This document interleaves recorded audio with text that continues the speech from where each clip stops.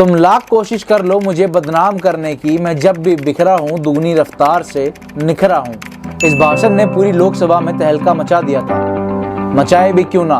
The person who said this is the leading prime minister of India, mister Narendra Modi, जिन्हें अभी कौन नहीं जानता। मोदी ने अपना झंडा पूरी दुनिया में गाड़ दिया है। So in this video I am going to talk about the rise of BJP in India.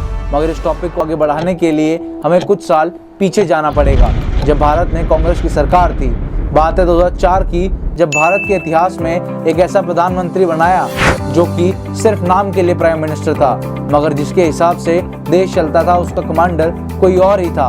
और that commander was Sonia Gandhi, जो जानते हैं कुछ ऐसे facts about how Congress took our country in such a place where India को कोई नहीं जानता था। And look how the whole world knows about India. नहीं बताइए क्या कर लेंगे।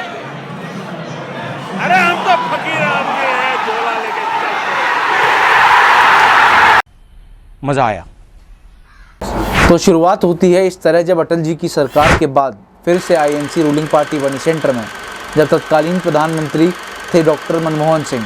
मगर हम मनमोहन सिंह के ऊपर बात नहीं करेंगे, हम आपको बताएंगे कि आखिर क्या कारण था कि कांग्रेस का खंडन करके 2014 में पीएम मोदी की सरकार आई। हमेशा से ही एक परिवारवाद को बढ़ावा देने वाली सरकार थी। 2004 से 2013 तक कांग्रेस का सफर ऐसा रहा कि कांग्रेस ने अपनी जेबें भरी और जनता को भुगतना पड़ा। मुझे मारो ये मजाक हो रहा है, एक सेकंड यार, मजाक। 2G स्कैम, जिसमें तकरीबन 1.76 लाख करोड़ का घोटाला हुआ और जनता देखती रही। उसके बाद CWG स्कैम, जिसमें 90 करोड़ का घोटाला हुआ और फिर जनता देखती रही। उसके बाद कोल स्कैम, जिसमें 1.86 लाख करोड़ का घोटाला हुआ और फिर भी जनता देखती रही। यही नहीं, कई ऐसे स्कैम्स जिनमें कई करोड़ों रुपए का घोटाला हुआ, जैसे चॉपर स्कैम, ट्रक स्कैम, आदर्श सोसाइटी स्कैम, और जनता देखती रही। मगर 2014 में कुछ ऐसा हुआ जब जनता ने कांग्रेस को दिखाया कि उन्हें चेंज चाहिए, और इस बार कांग्रेस देखती रही और फाइनली सरकार बनी बीजेपी की, जिसके बाद पीएम बने नरेंद्र मोदी, जिन्होंने मात्र 8 सालों में वो कर दिया जो कांग्रेस पिछले 60 सालों में भी नहीं कर पाई, और वो था सत्ता का तख्ता पलट। तो आइए जानते हैं हमारे आज के टॉपिक के बारे में, जो है rise of Modi after 2014 general elections. तो आइए कुछ ऐसे फैक्ट्स के बारे में जो बीजेपी ने कंट्रीब्यूट किया है इंडिया के इतिहास में। नंबर 1, आर्टिकल 30, जो कि भारत के ऊपर एक दाग जैसा था, जिसकी चर्चा इंडिया ही नहीं वर्ल्ड के हर हिस्से में होती थी। हमारे present central home minister Amit Shah ji ने 5 अगस्त 2019 में वो काम कर दिया जो कि हर भारतीय के लिए गर्व की बात थी, जब जम्मू एंड कश्मीर एक खास दर्जा देने वाला आर्टिकल 370 हटाया गया। जान दे देंगे इसके लिए। और JNK और लद्दाख 2 यूनियन टेरिटरीज बनाई गई। नंबर 2, राम मंदिर। जी हाँ, आप सही समझे। बीजेपी के मैनिफेस्टो में एक खास बात यही थी कि अयोध्या में राम मंदिर बनाया जाएगा, जो कि उन्होंने बखूबी किया, और इसी के चलते साल 2020 में राम मंदिर का इनॉग्रेशन किया हमारे प्रधानमंत्री जी ने। आपको बता दूं कि राम मंदिर और बाबरी मस्जिद विवाद कई सालों से विवाद में था, और बीजेपी की सरकार में ये बड़ा फैसला लिया गया कि उस जगह राम मंदिर बनाया जाएगा। नंबर 3, प्रधानमंत्री गरीब कल्याण अन्न योजना। जी हाँ, इस स्कीम के तहत भारत सरकार ने एक ऐसा अहम फैसला लिया जब कोविड-19 के चलते आम आदमी खाने के लिए मोहताज था, तो सरकार ने फ्री राशन वितरण के लिए स्कीम को निकाला, जिससे तकरीबन 80 करोड़ लोग लाभान्वित हुए। Number 4, pre vaccination for all, एक ऐसी कैंपेन जिसने भारत को ग्लोबल लेवल पर एक नई पहचान दिलाई।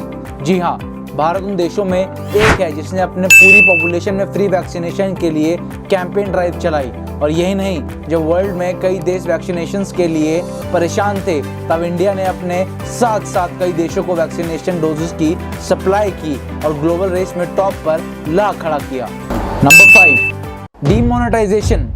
31 दिसंबर की रात को लागू हुए इस कानून के तहत 500 और 1000 रुपए की नोट्स किसी काम की नहीं रहे, जो कि इस डीमोनेटाइजेशन का पार्ट था। मगर ऐसा क्यों हुआ? और आंसर है, कई लोगों ने हार्ड मनी के रूप में अपने घरों में कैश रखा हुआ था, जिससे करप्शन को बूस्ट मिलती थी।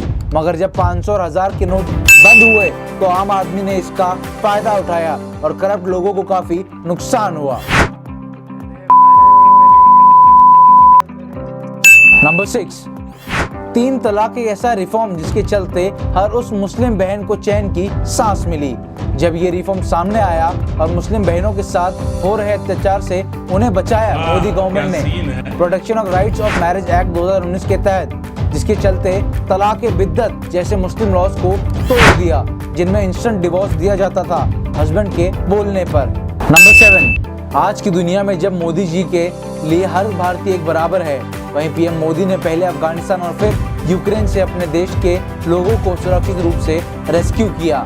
यही नहीं, कई ऐसे लोगों को भी रेस्क्यू किया जो हमारे पड़ोसी देशों के थे, जैसे पाकिस्तान, और ना जाने कितने और देशों के लोग इस रेस्क्यू ऑपरेशन के कारण अपने अपने देशों को सुरक्षित वापस पहुंचे। जहां आंकड़ों की बात की जाए तो अफगानिस्तान से तकरीबन 700 इंडियंस को रेस्क्यू किया गया और यूक्रेन से 23,000 स्टूडेंट्स के साथ साथ कई विदेशी स्टूडेंट्स को भी रेस्क्यू किया गया। तो ये सब कुछ फैक्ट्स है जिससे हमें मालूम चलता है कि इन 8 सालों में बीजेपी ने देश को कहां से कहां पहुंचा दिया और ये पार्टी को क्यों दूसरे पार्टी से अलग बनाता है। आपको क्या लगता है 2024 के इलेक्शन में किसकी सरकार आएगी? कमेंट करके जरूर बताएं और चैनल सब्सक्राइब करें। Thank you so much for watching the video.